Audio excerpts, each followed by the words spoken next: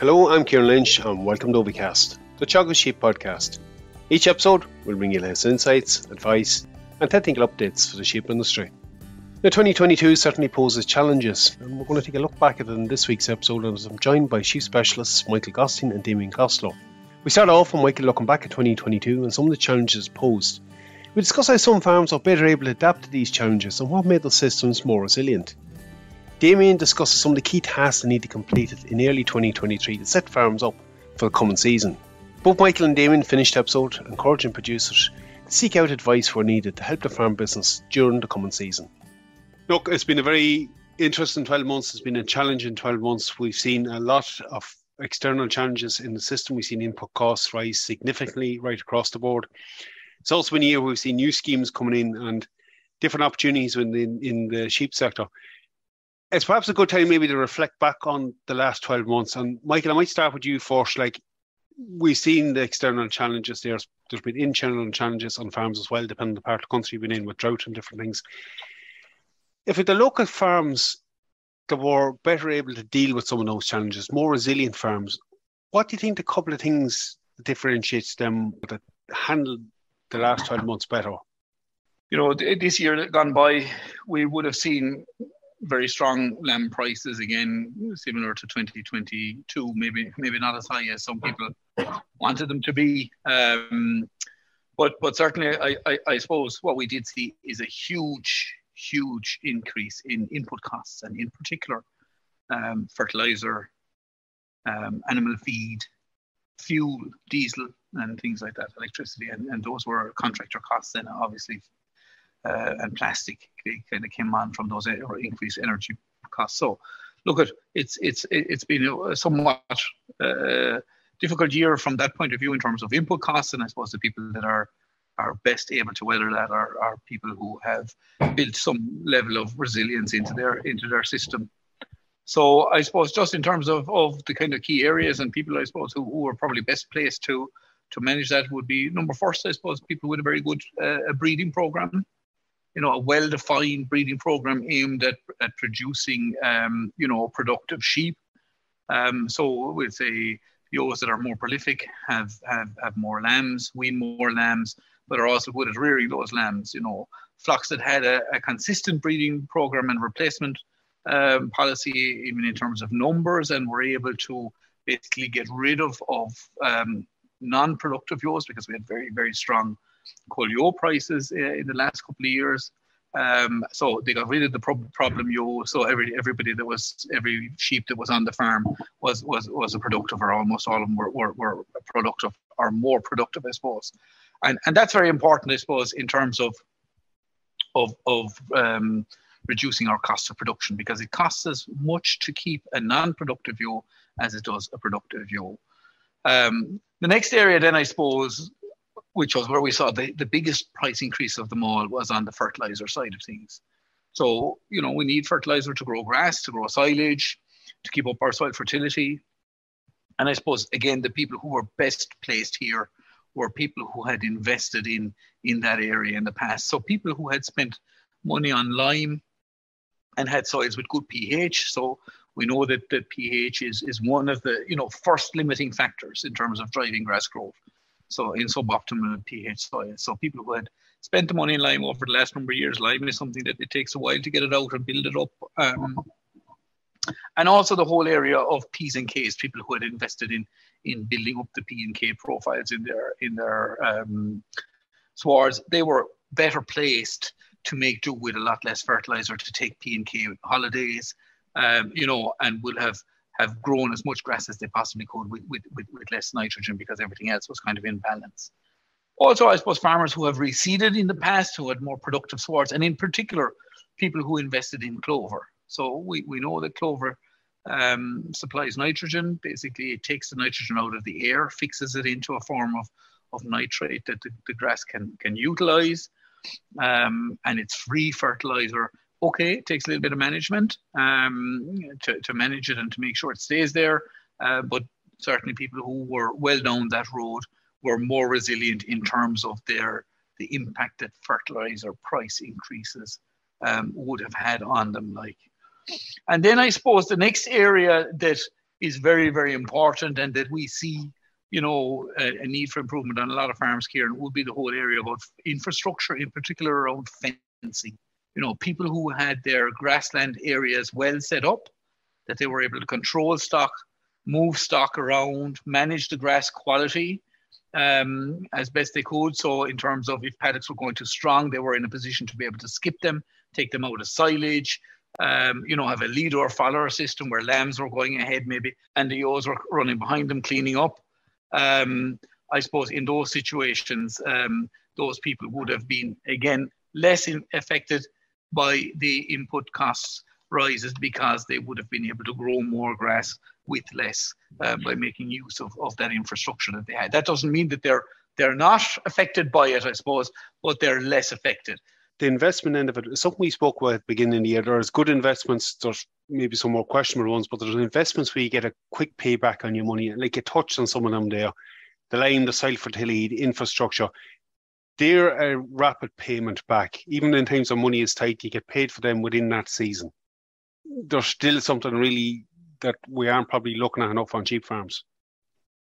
Yeah, absolutely. Look at and I suppose, farmers who have put in place the investments are obviously best placed to make use of them. I suppose the challenge with some of these things is that it takes a little bit of time for them to take effect. It takes a time for them to be developed and to be funded. And look at, I suppose, the farmers who have that on the ground, who have the fencing, who have the good handling facilities, who have the fields reseeded and have the soil fertility right. When fertilizer prices, go up, I suppose they are best placed to grow more grass with less than people who don't find themselves in that situation, aren't able to control the grazing, aren't able to, grow as much grass without putting in fertilizer. The other area, I suppose, Ciarán, which is very important, I suppose, and which helps build resilience, is people who engage with the services. And there's lots of services out there, everybody from, the Department of Agriculture in terms of our schemes and things like that are there, to your vet, to your regional veterinary lab or private labs, the advisory service as well. So people who make use of the services that are available there and take on board that advice and implement it. And I suppose lastly, Ciarán, the one area I suppose that we would have put a lot of effort into last autumn, this time 12 months ago and early in the spring, would have been the whole area around budgeting.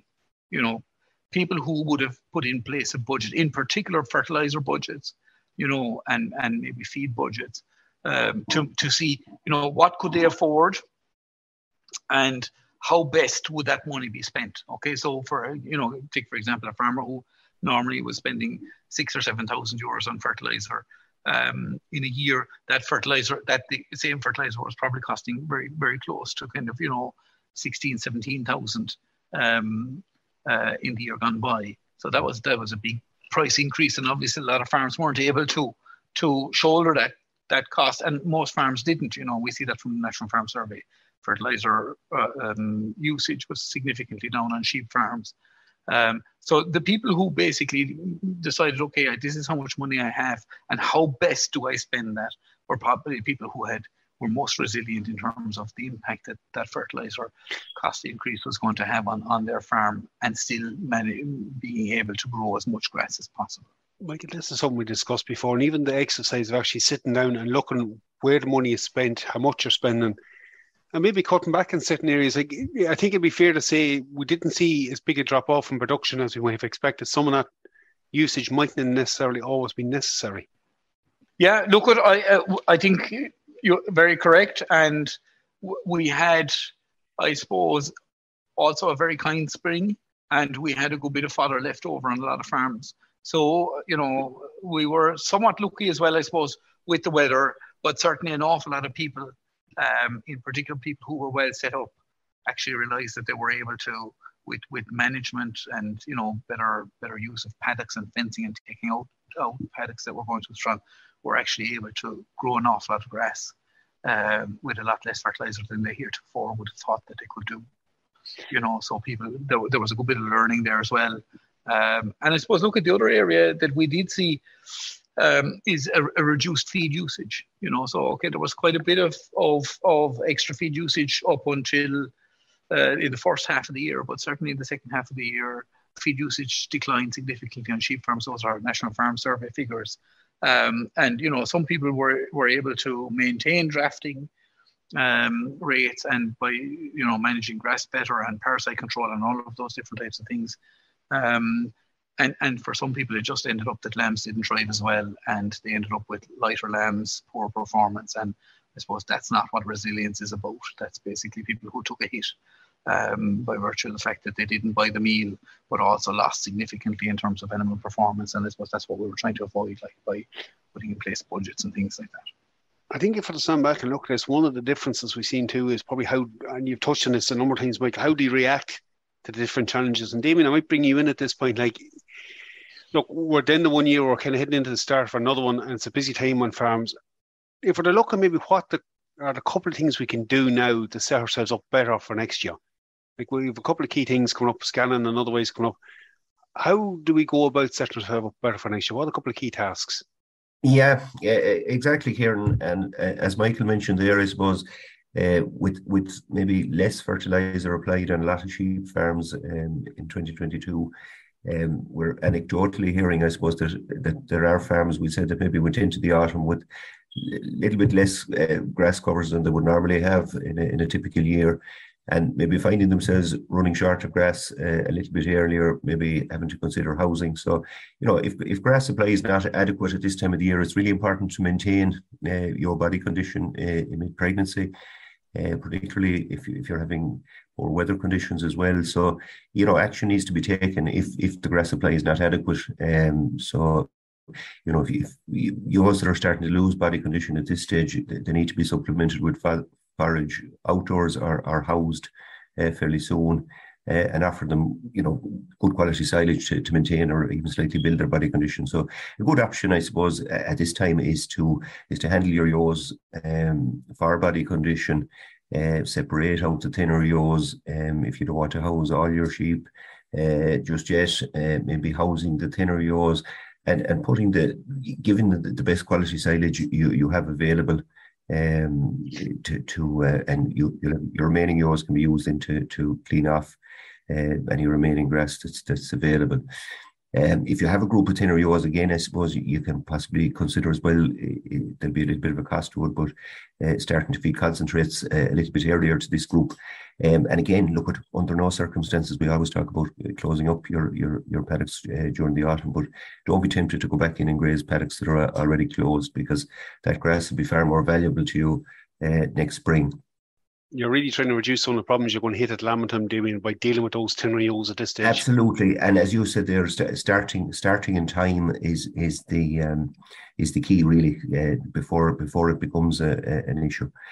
I suppose that we mentioned that the 10 ewes, I suppose maybe it just reminded me there too, the Department of Agriculture and Food regional veterinary labs in association with Teagasc, they're carrying out a study at the minute focusing on identifying the causes of poor body condition score in Irish sheep. So, a lot of the times, 10 ewes can be explained by, broken mouths or chronic lameness or these type of issues, but where there's no obvious reason for it, it certainly merits investigation. And I suppose with scanning time and that coming up, if you were in a position that you suspected that you may have some underlying condition, it might be a good time to contact the regional veterinary lab to submit 2 or 3 10 ewes that you can't really have any explanation for, and they will euthanize them and do a post-mortem. It's a very cost-effective method of screening your flock for the presence of these so-called iceberg diseases. So it's just something to bear in mind at scanning time. If you have a few of these very thin ewes that haven't proved in lamb, that it could be worth considering to take part in this thin ewe survey. As Michael has touched on, making use of that OVL during the year, like dealing with flock health issues or identifying what the problems are, is always generally a good bit of advice, Damian. For sure, definitely, Ciarán. Yeah.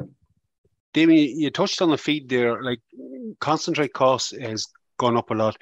Is there any potential concentrate saving? Like, we talk a lot about silage tests and that. Will it make that big of a difference? It will. I mean, again, look at your silage analysis is the first step when you're talking about planning your winter feed. And for any silage analysis, I suppose, report is only as good as the sample that's taken. So it's important that you take a representative sample if you're talking about pit silage that you're taking from multiple sites, either on the surface or the face of the pit. A lot of pits are open at this stage anyway, so in most cases you'll be taken from a number of different sites, boring into the pit a little bit and taking a good representative fresh sample. On sheep farms, I suppose silage bales are commonly fed, and they usually come from various different areas of the farm, different cutting dates and growth stages. They can be surplus bales. So it's important that when you were storing those bales that you've identified the different batches. So you probably need 2 or 3 samples or a sample per batch, ideally, really, to get an accurate representation. So again, for people that need to further information, I suppose, on submitting a silage sample, talk to their local Teagasc advisor. And the idea would be, I suppose, that again you could target the highest feed value silage you have to the ewes. And again, that we mentioned, if these 10 group of ewes that you've housed a little bit earlier, if you have high feed value silage, you can certainly target it towards them. But it's the starting point in terms of your concentrate feeding plan. And I mean, there's substantial savings to be made feeding kind of mid 75, we say 75 DMD silage versus 60 to 65. There's substantial savings to be made there. Look, if we move outside of the nutrition side of it for a moment and we look at planning ahead for the year, Michael touched on a couple of things there about soil fertility, about setting up the farm. Those are tasks, Damian, that we can really look at this stage of the year for somebody who hasn't done it already. Absolutely. Again, as you say, soil sampling. If you have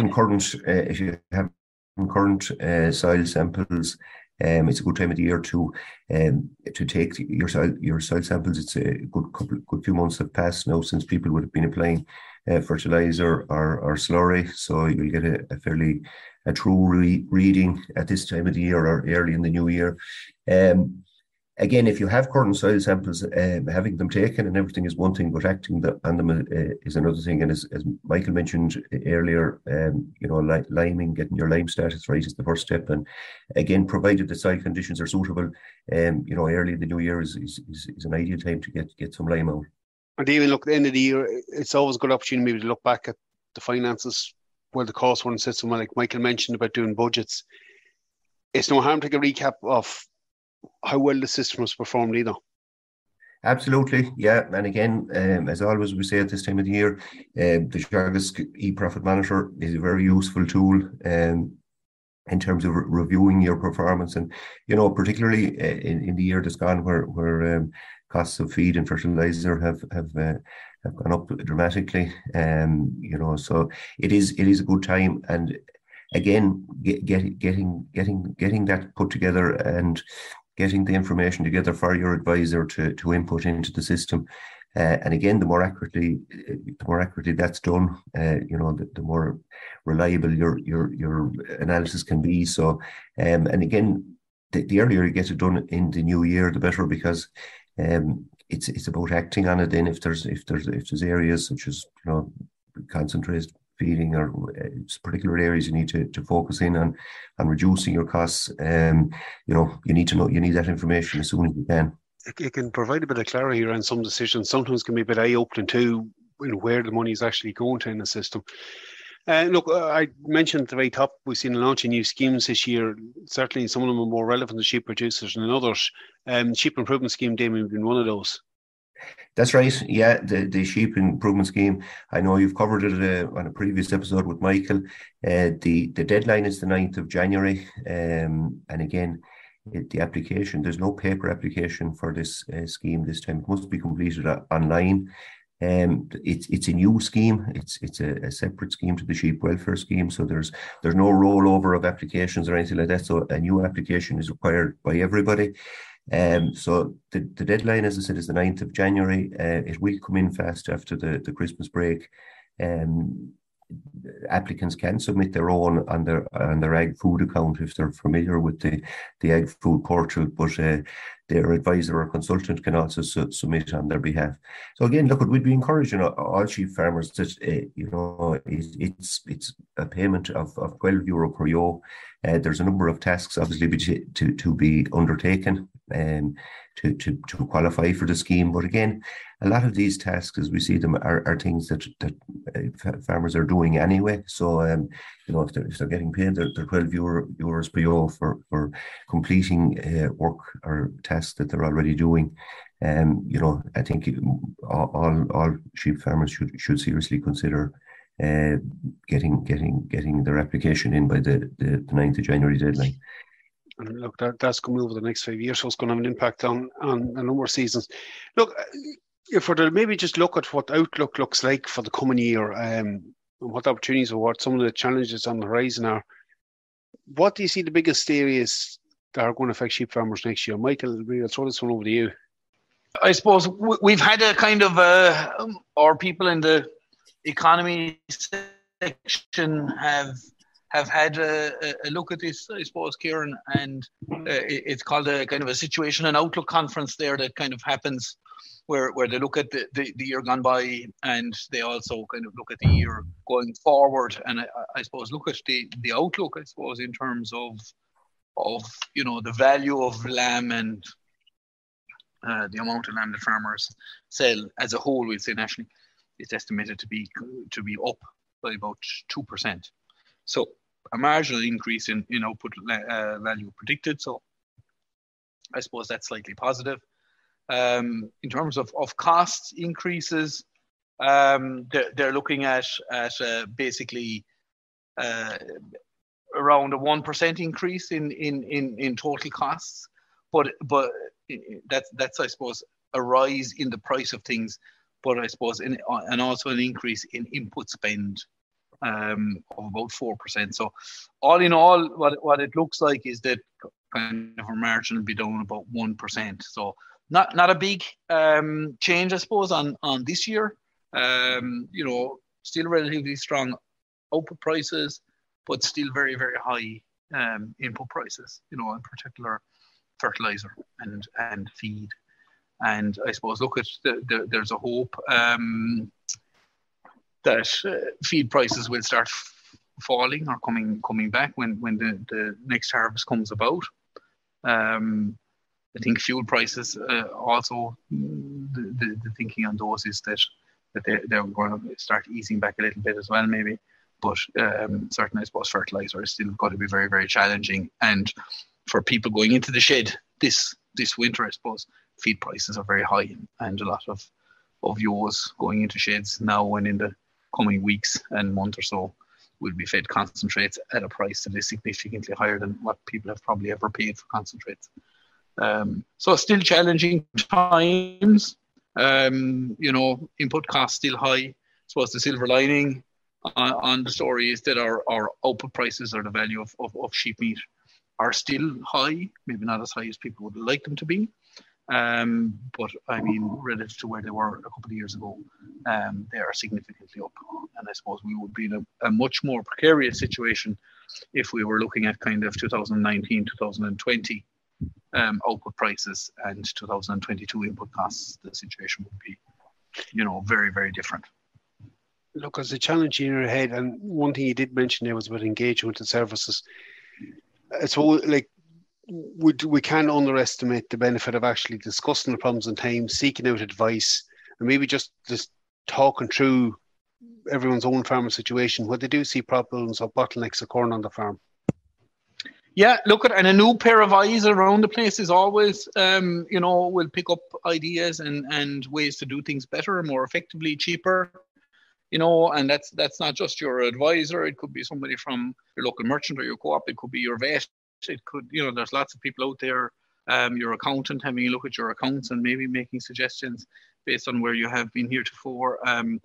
Definitely budgeting. Budgeting is quite important. A lot of people maybe drive on, buy the same thing as what they bought last year, get a big fright then at the end of the year when the bills come and have to be discharged. So look at, we see everything is going up, the veterinary medicines are going up, the feed, the fertilizer. So it's just about having a kind of a look at maybe where we're at Do we need all of these inputs? Is there ones we can cut back on? Are there cheaper inputs we can buy? For example, could we buy protected urea instead of maybe, CAN? Big saving there in terms of money, big saving there in terms of the environment. Would we spend a bit of money on lime rather than spending it on somewhere else?